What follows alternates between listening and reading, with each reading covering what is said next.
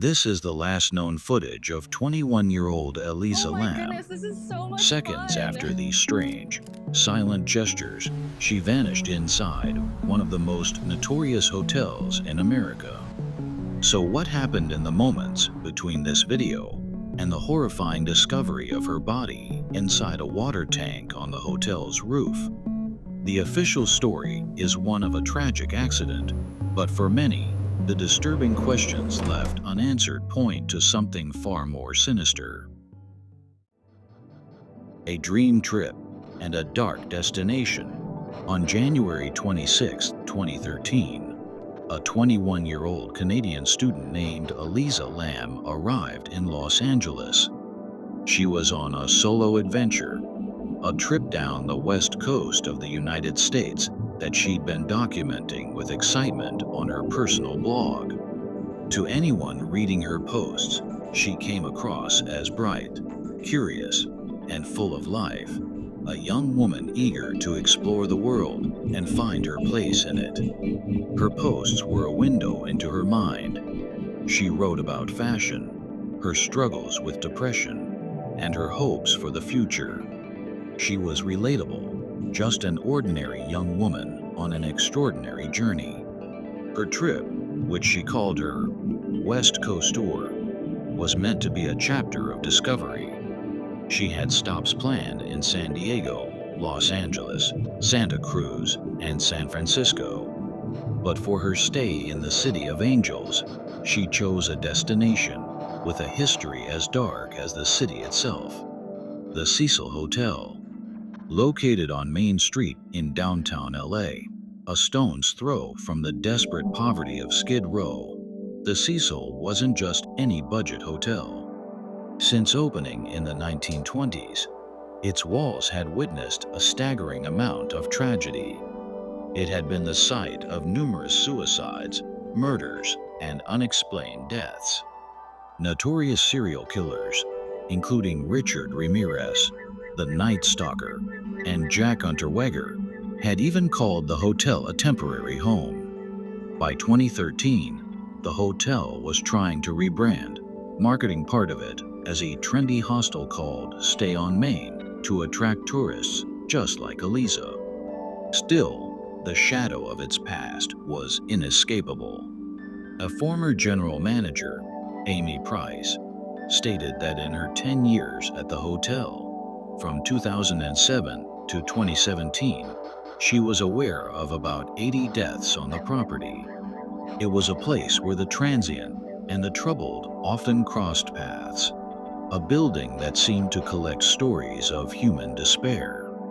Elisa Lam, a solo traveler seeking adventure, checked into this infamous building, completely unaware that she was about to become the most haunting chapter in the Cecil Hotel's grim history. She was initially put in a shared room, a common choice for travelers on a budget. But her roommates soon complained about what they called odd behavior, and Elisa was moved to a private room.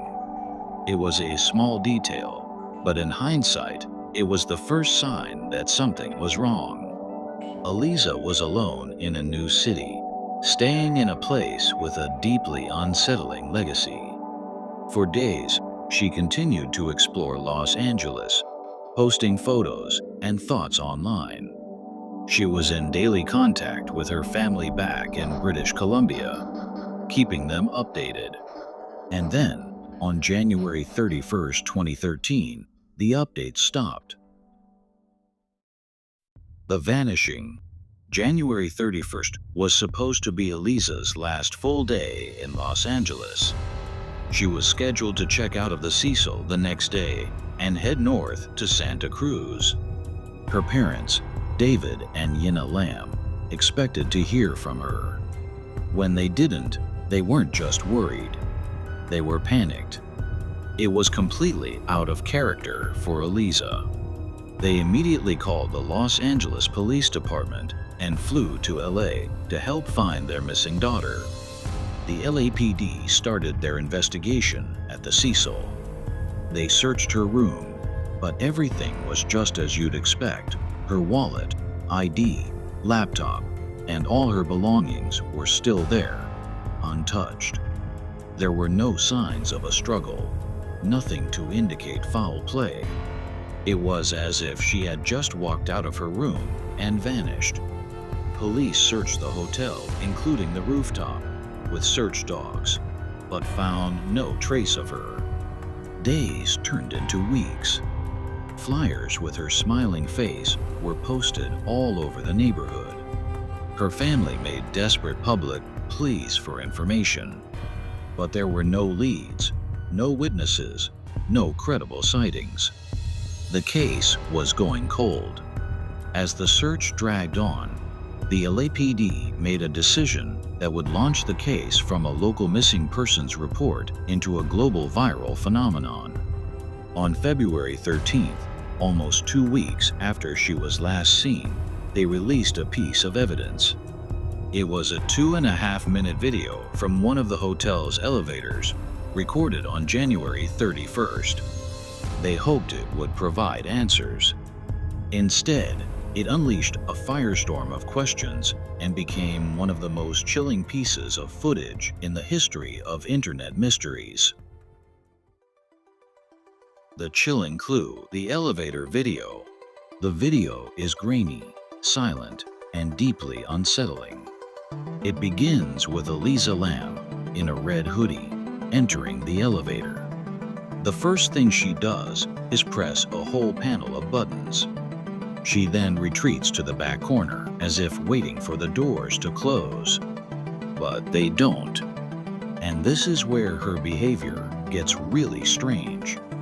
She cautiously peeks her head out of the elevator, looking both ways down the hall like she's checking for someone. She quickly steps back in, pressing herself against the wall, almost as if she's trying to hide from whatever is outside the doorway.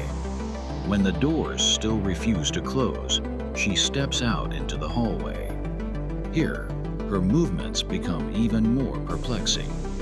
She stands just outside the elevator and makes a series of bizarre, fluid gestures with her hands. Her fingers are splayed, her arms move as if she's swimming through the air or talking to someone who isn't there. After a few moments of this, she walks away, disappearing from the camera's view. Only then, after she is gone, do the elevator doors finally slide shut. The footage ends. It was the last time anyone ever saw her. The video exploded online, getting millions of views almost overnight. An army of internet sleuths popped up, dissecting every single frame. What was she doing? Was she afraid? Was she playing a game? Or was she having a terrifying psychotic episode? Some viewers were convinced she was hiding from a pursuer, someone just out of the camera's view. Her peeking out, her hiding in the corner, it all looked like someone who was terrified of being followed. The fact that the elevator doors stayed open was seen as proof that someone was holding the door open button from outside, trapping her. Others pointed to something paranormal, fueled by the Cecil's haunted reputation. They suggested she was interacting with a ghost or was caught in the elevator game. An urban legend where pressing buttons in a certain order supposedly opens a portal to another world. Then there were the claims of tampering. Some people noticed the timestamp at the bottom of the video seems partially obscured, and they argued that up to a minute of footage may have been cut out. They also suggested the video had been slowed down, maybe to make her movements seem more unnatural than they were. Body language experts who watched the footage offered conflicting ideas. Some saw clear signs of fear. Others, however, said her movements looked playful, suggesting she might have been in a game of hide and seek or was simply acting erratically for her own reasons. The police had released the video to find clues, but instead, it just created a fog of speculation. Every theory seemed plausible, and none could be proven. The video was a haunting Rorschach test. What you saw in it depended on what you were prepared to believe. While the world debated her final, silent performance, Elisa Lam remained missing. The real horror of the story was yet to come. The discovery. 19 days had passed since Elisa Lam was last seen.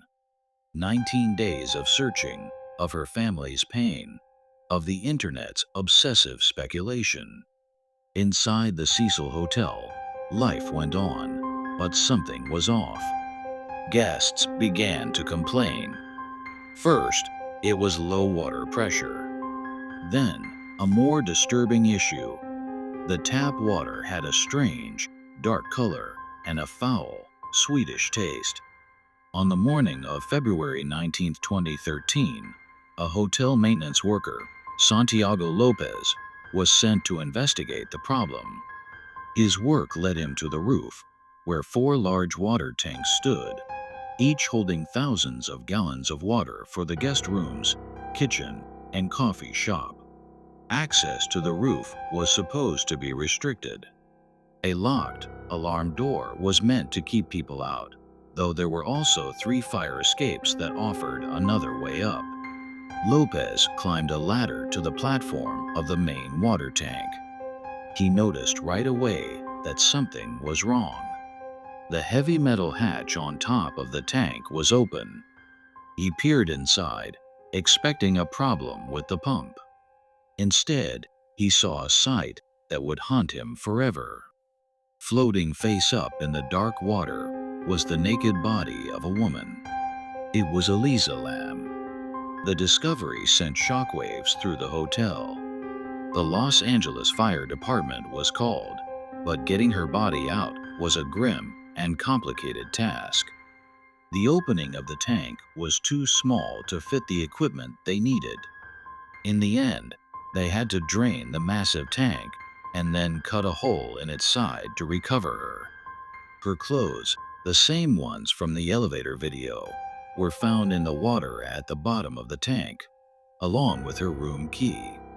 Her body was decomposed after being submerged for nearly 3 weeks. The water that guests had been drinking, brushing their teeth with, and showering in had been the very water in which she lay. The most perplexing questions now demanded answers. How did she get onto the roof, which was supposed to be locked and alarmed? How did she manage to climb a 10-foot-tall tank and get inside? And maybe the most baffling question, if she had somehow gotten into the tank herself, how could the heavy lid have been closed?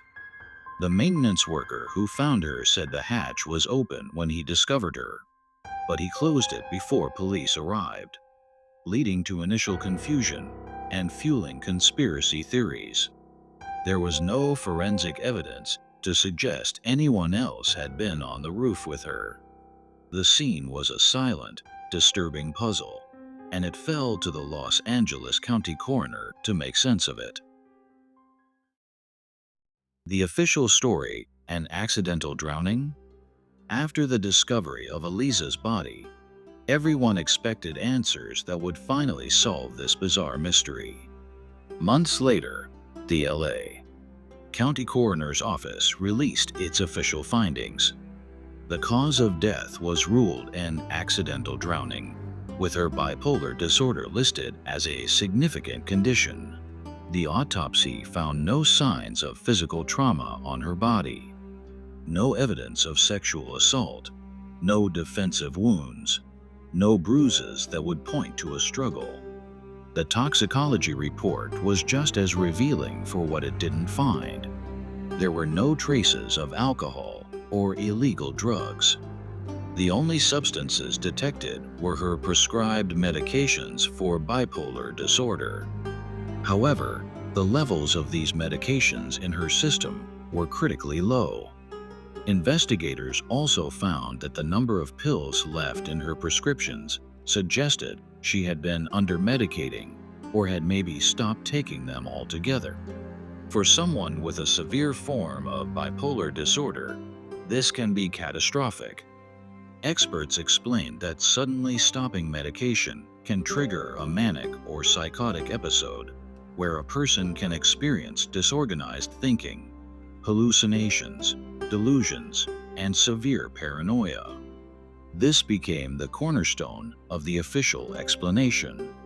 The lead LAPD detective on the case said, "My opinion is that she fell off her medication, and in her state, she happened to find her way onto the roof, got into the tank of water." Investigators theorized that Elisa, likely in a state of psychosis, believed someone was chasing her. This would explain her behavior in the elevator, hiding, peeking into the hallway, threatened by an imaginary pursuer. In this paranoid state, she might have fled to the roof looking for a hiding place. The water tank, in her disoriented mind, could have seemed like the ultimate safe spot. But this official story left a lot of crucial questions unanswered, holes that skeptics were quick to point out. First, how did she get onto the roof? The main door was locked and alarmed, but the alarm never went off. While the fire escapes offered another route, they weren't an easy climb. Second, how did a woman of her size get into a 10-foot tall tank by herself? There was no ladder attached to the tank. Third, why was she naked? Some experts have suggested paradoxical undressing, where people with severe hypothermia feel hot and remove their clothes. A simpler explanation is that she took them off to try and stay afloat once she realized she was trapped. The official ruling was clear. It was a tragic accident caused not by a person, but by the devastating effects of an unmanaged mental illness. For the authorities, the case was closed. But for a public captivated by the haunting footage, the story was far from over. Deconstructing the theories. The official story left a void, and in that void, plenty of other theories took root, ranging from the plausible to the deeply conspiratorial. Theory 1. The official explanation. A psychotic episode. This is the most evidence-based theory. Elisa Lam lived with bipolar I disorder, the most severe form, which can include psychosis. Her own blog on Tumblr documented her lifelong struggle. She wrote with raw honesty about feeling lost and the challenges of her mental health. The autopsy confirmed she wasn't taking her mood-stabilizing medication properly while still taking antidepressants, a combination known to be dangerous, as it can trigger a manic episode. This medical context provides a logical, if tragic, explanation for her behavior. The person in the elevator wasn't being chased by a real attacker. She was likely fleeing from paranoid delusions. Her strange gestures could have been her interacting with hallucinations. From this perspective, her journey to the roof was the desperate flight of a terrified mind. The water tank might have seemed like a safe place to hide. This theory doesn't require a killer. It relies on the known facts of her medical condition. It transforms the story from a horror movie into a profound tragedy about the failures of mental health care. Theory 2. Foul play and a cover-up. For many, the problems with the official story are just too big to ignore. This is where the theory of foul play comes in. Proponents argue it was nearly impossible for Elisa to have gotten into that water tank on her own. They point to the locked rooftop door and the height of the tank as proof that she must have had help or was forced. Was she murdered by a guest or an employee who knew how to get to the roof without setting off an alarm? The hotel's grim history certainly adds fuel to this fire. Maybe the person chasing her was real, and they followed her to the roof, killed her, and put her body in the tank to hide it. This theory also often includes a cover-up.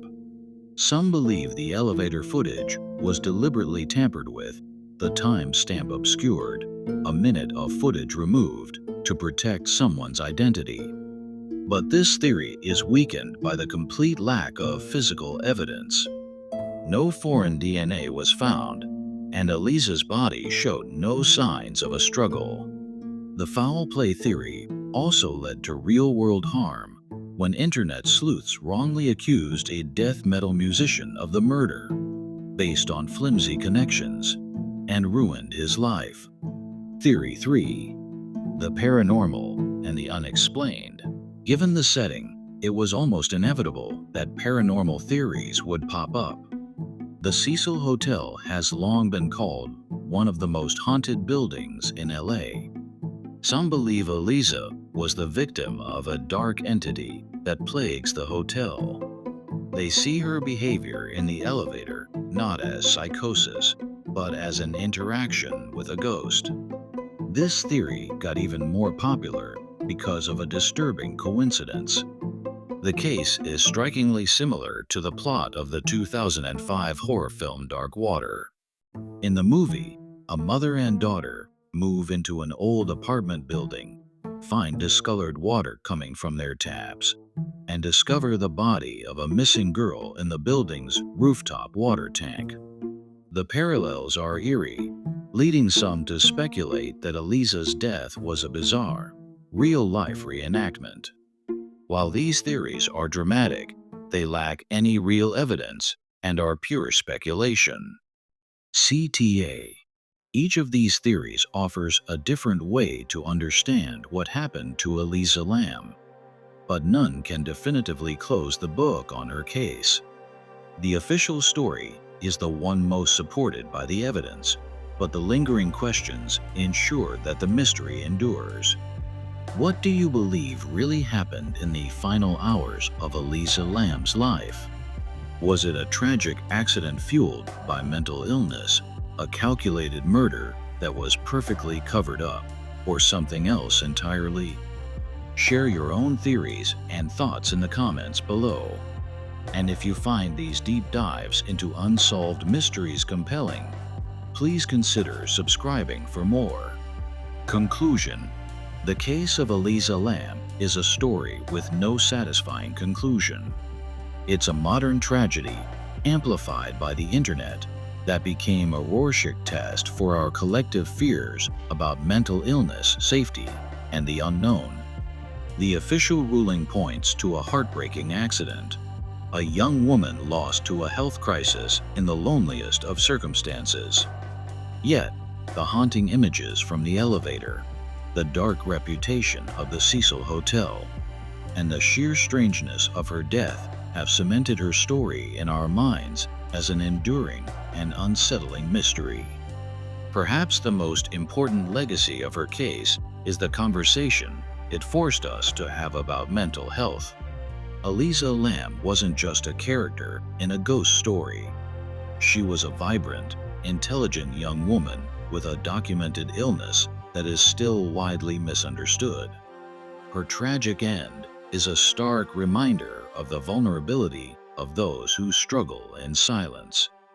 While the world may forever debate the what and how of her death, the why may be the most important question of all, a question that points not to paranormal forces or shadowy killers, but to a society that still has a long way to go in supporting those in a mental health crisis. Elisa Lam went looking for adventure, but found a tragedy that continues to echo, a silent, heartbreaking testament to a life cut short, and a mystery that may never truly be laid to rest.